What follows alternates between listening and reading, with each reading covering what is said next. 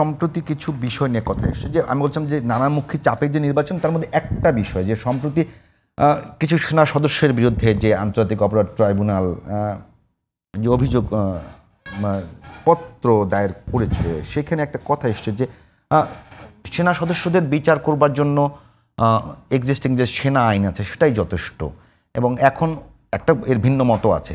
এই বিষয়টা কি বাংলাদেশের মধ্যে বড় ধরনের একটা অস্থিরতা তৈরি করার সম্ভাবনা আছে কিনা? বড় না হলে একটা অস্থিরতা অলরেডি তৈরি হয়ে গেছে বলে আমি মনে করি। মানে খেয়াল করবেন, আমি অ্যাটিটিউড খেয়াল করব। মানে আমাদের আইসিটি থেকে যে ধরনের মন্তব্য করা হচ্ছে, চিফ প্রসিকিউটর সামনে সাংবাদিকদের সামনে যে ধরনের আইনের ইন্টারপ্রিটেশন দিচ্ছেন, কোনো মানে বেশিরভাগ ক্ষেত্রে ইন্টারপ্রিটেশনগুলো ভুলও না। কিন্তু খেয়াল করুন, বাংলাদেশের সেনাবাহিনীর মতো একটা প্রতিষ্ঠানকে, সেই প্রতিষ্ঠানের বিরুদ্ধে আমাদের অনেক অভিযোগ আছে, থাকতেই পারে, কিন্তু এইসব প্রতিষ্ঠানটা শেষ পর্যন্ত তাদের অবস্থান জনগণের পক্ষে নিয়েছেন। জনগণের বিপক্ষে গেলেও শেখ হাসিনা থাকতে পারতো বলে মনে করি না, কিন্তু আরো কয়েক হাজার মানুষ কিন্তু মারা যেতে পারত ওনারা যদি জনগণের বিপক্ষে দাঁড়াতেন। পৃথিবীর অনেক দেশে এই পর্যায়ে সেনাবাহিনীও ঠেকাতে পারে না, কিন্তু ওনারা নিয়েছেন, এই ব্লাডশেড তারা রক্ষা করছেন। এবং পরবর্তীতে আমরা একই সাথে যোগ করব, গুম যে ধরনের অপরাধ, মানে আমি এই গুমের স্বজন যারা আছেন, মায়ের ডাক বলে একটা প্রতিষ্ঠান আছে, আমি বছরের পর বছর তাদের প্রোগ্রামে গেছি। মানে বিশ্বাস করুন, এর চেয়ে খারাপ কিছু হতে পারে না। মৃত্যুর চেয়ে খারাপ কিছু না, মৃত্যু অনেক সহজ জিনিস তুলনায়।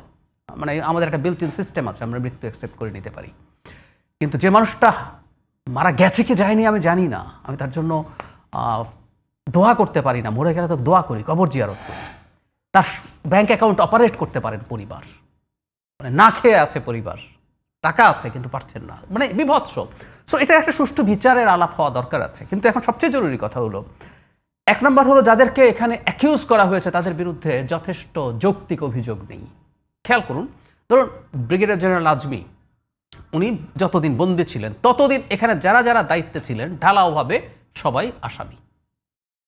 অনেকে পালিয়ে গেছে, এর মধ্যে যারা এখন কাস্টাডিতে আছে, ডিটেইনড হয়েছেন, তাদেরকে রাখা হলো, এবং অনেকেই সম্ভবত এর সাথে অ্যাকিউজ আছে। নাম্বার টু, সেনা আইনে বিচার করা যাবে কি যাবে না, পাবলিকলি এত কথা কেন হচ্ছে? এই আলাপগুলো সেনাবাহিনীর সাথে আইসিটি প্রসিকিউশন টিম বসে করতে পারতো না? এই আলাপগুলো সরকারের কেউ একজন মাঝখানে থেকে এই আলাপগুলো হতে পারতো না? আচ্ছা, আরও কথা বলি, শুরু থেকে ওনাদেরকে নেয়ার সাথে সাথে বলা হচ্ছে না তাদেরকে এখানে নিয়ে আসতে হবে, এটা জেলে যেতে হবে। কেন? বাংলাদেশে তো সাবজেল ঘোষণা করার আইন আছে, এটা আছে, সাবজেল ঘোষণা করাও হলো, কিন্তু এটা তো বেআইনি না। আপনি একটা সুবিধা যদি আইনি পথে চান সেটা হতে পারে না। এর সাথে যদি যোগ করি, আইসিটি কি নিজের আইন পাল্টাচ্ছে না?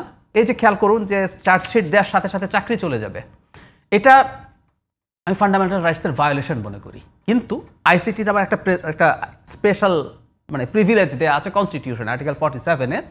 আইসিটির কোনো ধারা যদি আপনার আমাদের সংবিধানের কোনো ধারার বিপরীতেও যায়, তারপরে এটা প্রিভেইল করবে। সো এটা করতে পারেন, কিন্তু আপনি তো আপনার আইন পাল্টেছেন। আওয়ামী লীগের বিচার করার জন্য আইন পাল্টানো হয়েছে, আইসিটি করা হয়েছে না? তাই যদি হয়ে থাকে, সেনা আইন কি পাল্টানো যাবে না যদি এই অপরাধগুলো সেখানে না থেকে থাকে?